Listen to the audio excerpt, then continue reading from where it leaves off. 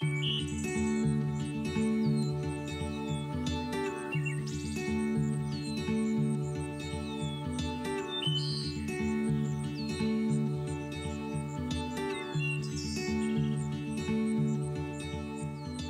Living Project supports people with disability and their families to develop their personal leadership skills and to work towards building a good life for the future. A key way to achieve this is through supporting each person to make decisions around who works with them and to self-direct their day-to-day support. Self-directed support is about helping the person to identify what's important for them when recruiting their own workers. It's the person themselves and their family who then manage their day-to-day support. The family-led model that CLP uses, I think, works really well because it opens communication directly between myself, the staff member, and the family themselves who are actually driving the support for the person. When you work with a family for 6 years or more, you develop an understanding of the things that they've gone through to get to where they are. It took a lot of time and effort to help Tom learn to speak. So when he could, we needed to listen. He'd made it really clear to us that he didn't want to work in a disability employment place or a day options program, and we wanted to help him follow his dreams. So I met with Jane and she mentioned what they could do as an organisation and what we wanted, and the two matched up really well. That first conversation was quite a life-changing one for us as a family. We're always, and Tom are always considered and valued with what we say, so we're not overridden.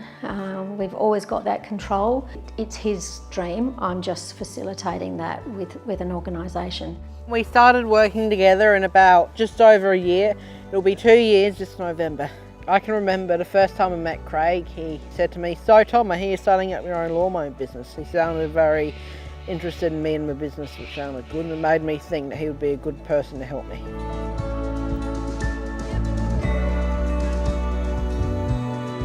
I think it's very important to find appropriate staff that suit your family member. I don't think there's a one-size-fits-all. Obviously, everybody's needs are different. And I think it's really important to be involved in those conversations and decision making about who's appropriate, because as much as it's about Lauren, it also impacts on the rest of the family, and we need to know and feel that she's happy and safe and confident with who she's working with. It feels great to be out on my own and not living with other people with disabilities.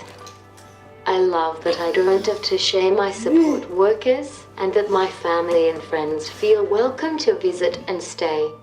I work with my senior support worker to do the roster, and I pick who will be on certain shifts and personalise it to my life.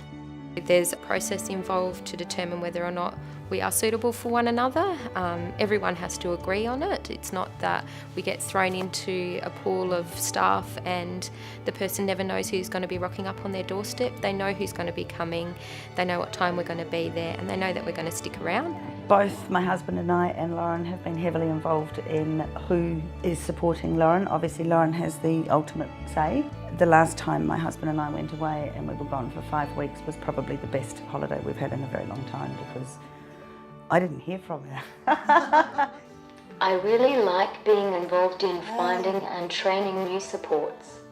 My senior support worker has helped me to put questions in my device that I can ask during interviews.